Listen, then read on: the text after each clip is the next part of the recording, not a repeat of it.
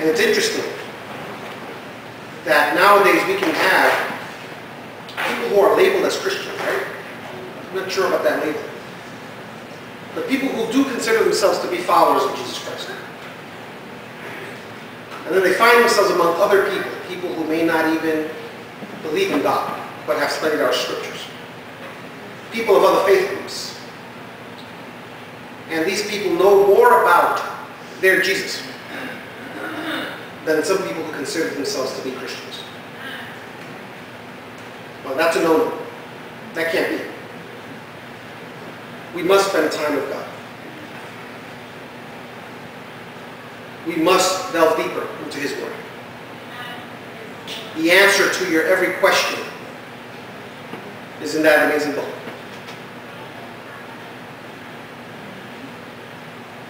The answer to your every problem can be found in Christ Jesus.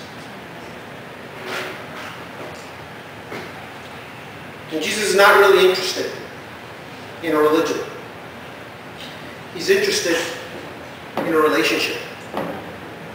He wants an intimate, personal relationship with each and every one of us. For those of you here who have tried to maintain intimate relationships with friends and husbands and wives and significant others, it's not easy. It's not an easy thing to do. As a matter of fact, I would say it's darn hard. So, keeping a relationship with Christ is not going to be easy. It's going to take time. It's going to take effort. It's going to take boldness. It's going to take strength on your part. Commitment like never before. Your commitment to God must be greater than your commitment to your family. Must be greater than your commitment to your husbands and wives. Must be greater than your commitment to your job. Must be greater than your commitment to your children.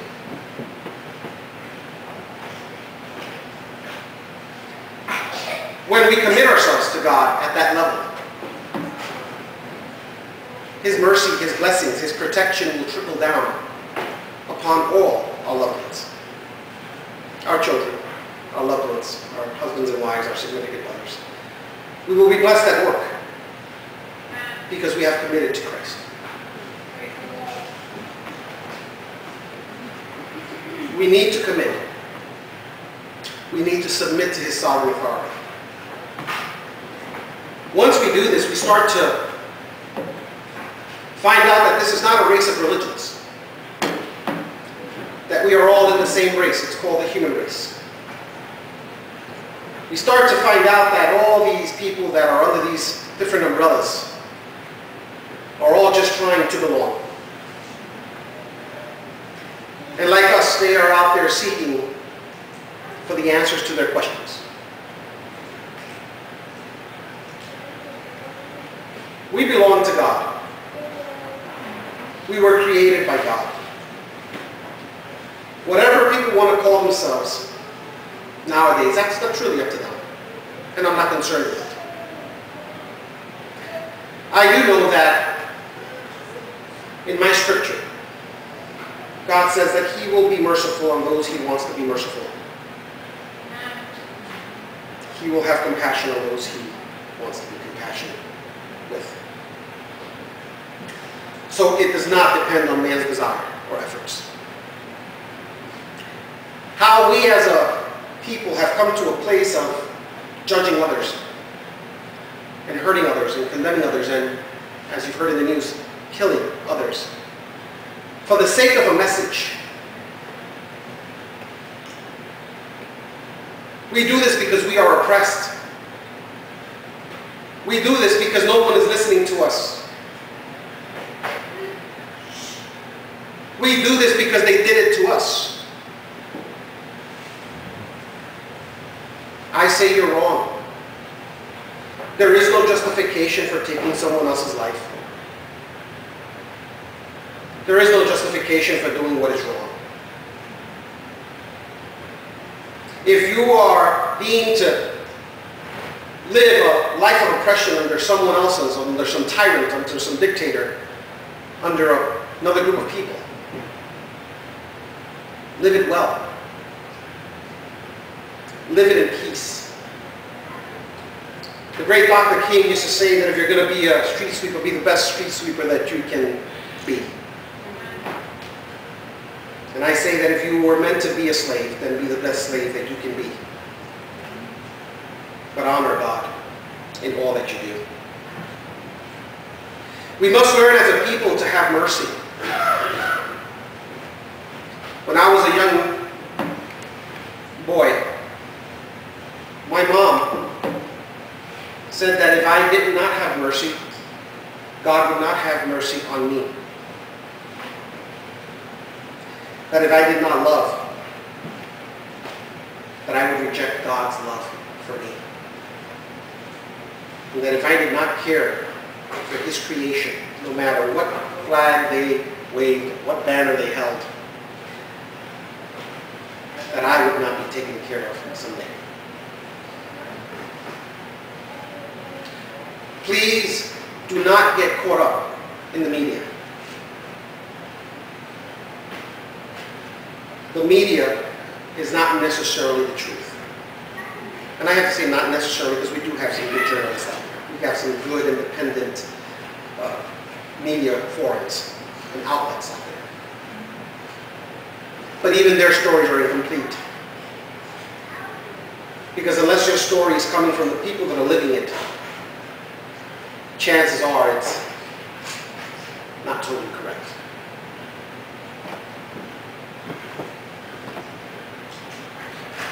Our scripture teaches us that we can have all the gifts of the Spirit. We can speak in tongues, we can have dreams, visions, we can dance in the Spirit, we can prophesy, teach, preach. But if we have no love, nothing else matters.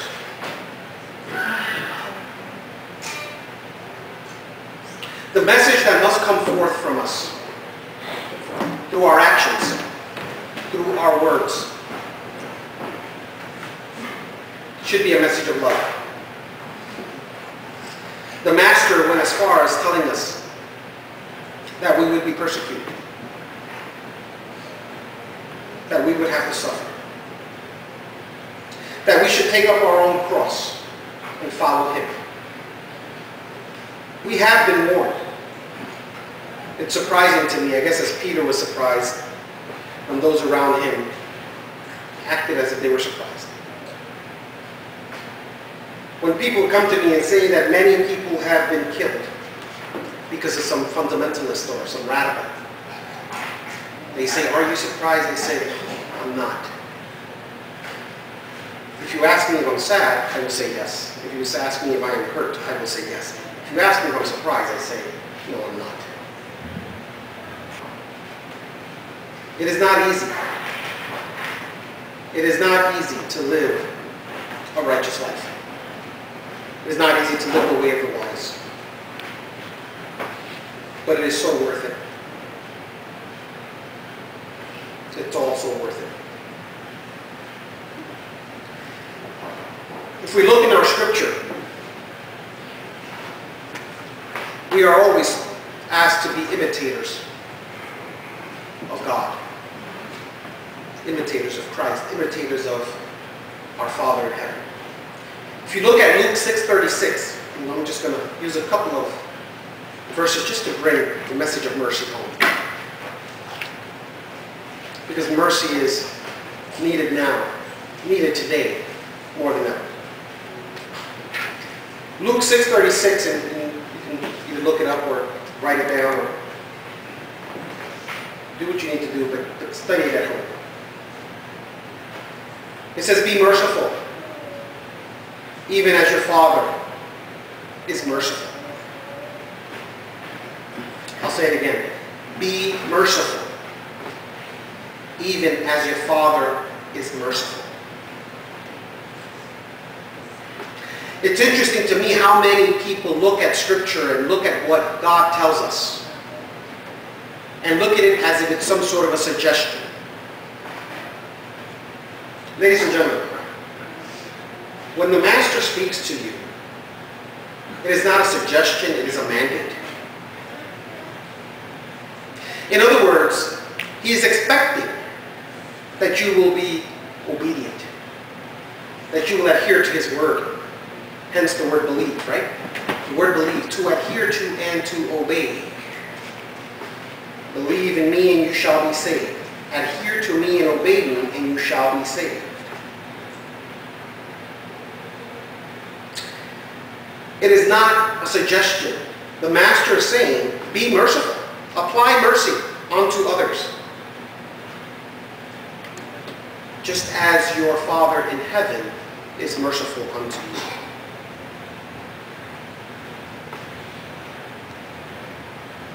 My mom was right. She was right because she didn't get off the text. If we reject,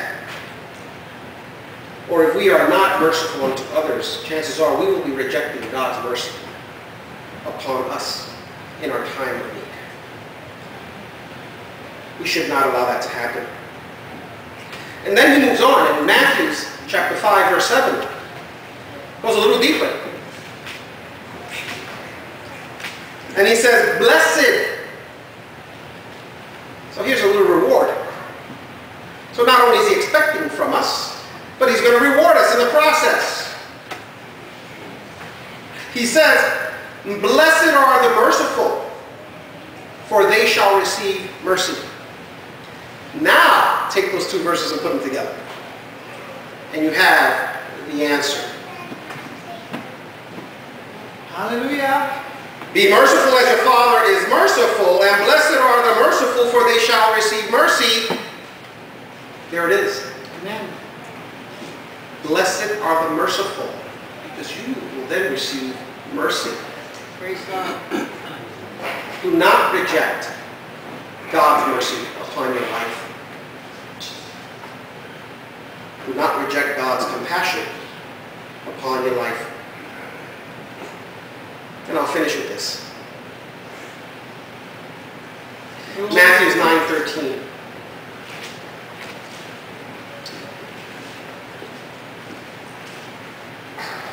I'll leave this with you so that you can go and reflect on it today, tomorrow, next day, and see if you choose to be obedient to God. Matthew 9:13, go and learn what this means. I desire mercy, not sacrifice. For I came not to call the righteous, but sinners. Amen.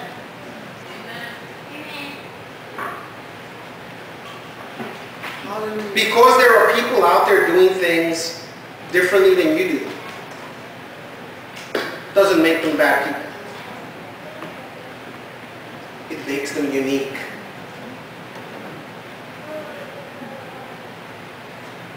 Because people may not pray the way you pray, doesn't make them bad people. It makes them unique. Hallelujah. Because people don't worship God the way you worship God, doesn't make them bad people. It makes them unique.